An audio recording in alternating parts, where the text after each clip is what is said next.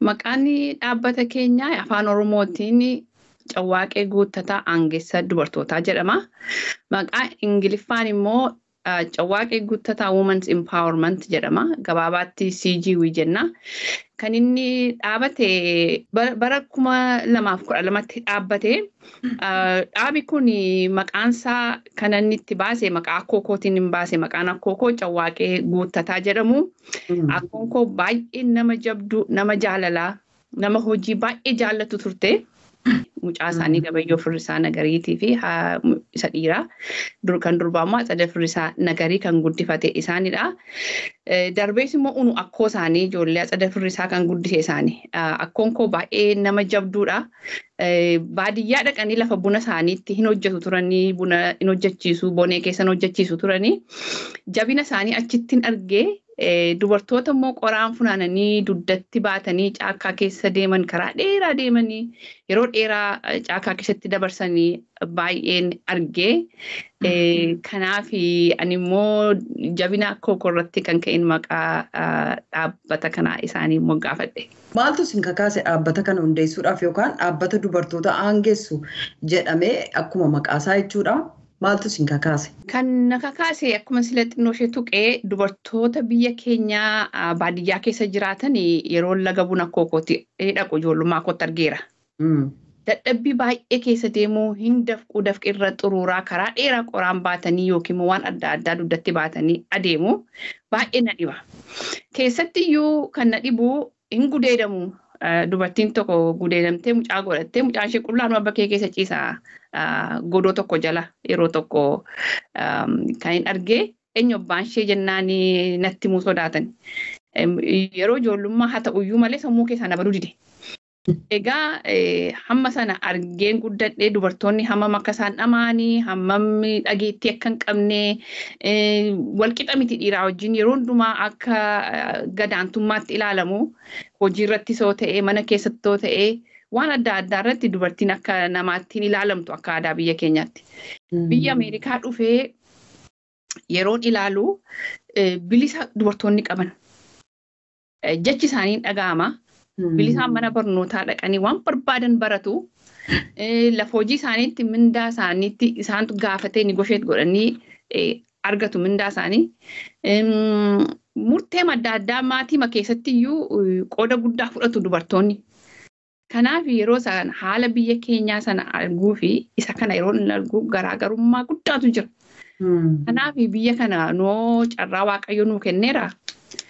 Jireenya kana hoo jiraataa jirra. Akkamittiin namoota keenya achitti hafan dubartoota keenya achitti hafan kana cal jennaa. Dubartoonni utubaan manaati. Dubartiin. Kanaaf yoo dubartoota aangessinee ijoolleen mana barnootaa dhaqu. Abbaan manaa yoo jiraate inni siin gargaarama. Galii argata. Yoo hin jirtu immoo kophaa ishee galii argattee of dandeessee ijoollee ishee mana barnootaatti yoo ergatte eenyummaa ishee yoo barte kennaa Waaqayyo isheedhaa kenne hunduma keenya kennaa qaba. Kennaa Waaqayyo isheedhaa kenneen hojjettee yoo bulte isheenis jireenya isheen fooyyeffatti ijoolleen mana barnootaa dhattee gara fuulduraatti haalli jireenya isaanii geeddaramaa darbeeyyuu hawaasaa fi bu'aa hin buusaa kan jedhurraan kan ka'een kaka'ee kana jalqabee jechuudha. Isaanis immoo magaalaa gurguddaatu hin ta'in naannoo warra jiran irratti akkasiin hojjettanidha. Deebii keessan irraa maal hojjetamee dubartoota irratti dhaabbate keessan kun yeroo ammaa? Dubartoota irratti waan nuti hojjennu baay'eedha. Haa ta'u malee sa'aan jalqabne. Akkuma beekamaa ta'e Oromiyaa keessatti namni sa'aa qabu tokko hundumaa qaba. Dubartiin sa'a qabdu guutummaatti itti dhaga'ama. Guutummaan itti dhaga'ameetu sa'a ishee elmatti dhadhaa ishee aannan isheetti maayii baatii gurgurachuu hin dandeessi. Dhoqqee ishee akka xaa'ootti maayii baatii.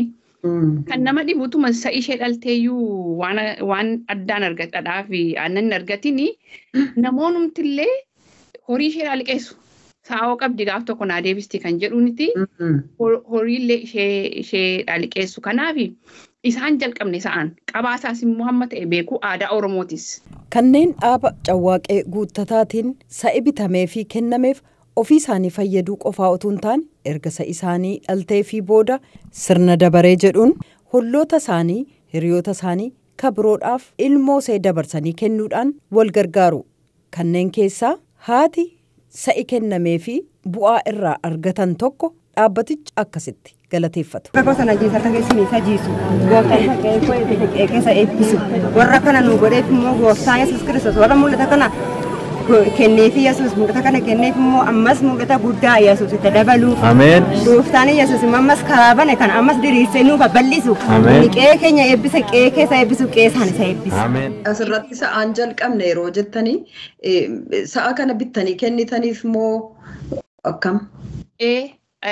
Dhaabi keenya kan inni hundeeffame Columbus Ohio keessatti. Dhaaba tola ooltummaadhaa Oromiyaa keessaa qabna kan walii wajjin hojjennu partners isa jedhan. Michoota qabdu jechuudha. Eeyyee. Hundee kan dhaabbata hundee wajjin hojjenna. Isaanii beneficiarii harka qalleeyyii nuuf ta'u unu addanaa doneeshinii funaanneetu erginaa. Isaan immoo dubartoota fo'amanii wajjin maanguddoo gandaa fo'aatti dabalamee kabajaa waan barbaachisuuf aadaa Oromootiin maanguddoon ulfeeffamoodha. Walii wajjin harka qalleeyyiin erga fo'amanii booddee gabaa dhufu. Gabaa dhufanii sa'a isheen jaallattu fo'atu. Yoo dubartittiin waan jaallattu fo'attee hankooti jettee fudhatti achuma gabaa keessa. Akka inni itti dhaga'amu waan barbaannuuf wanta isheen barbaaddu akka isheen fo'attu goone akkasitti sa'a laannaafi jechuudha. Sa'a sana yeroo fudhattu gaa fudhattee hafti miti.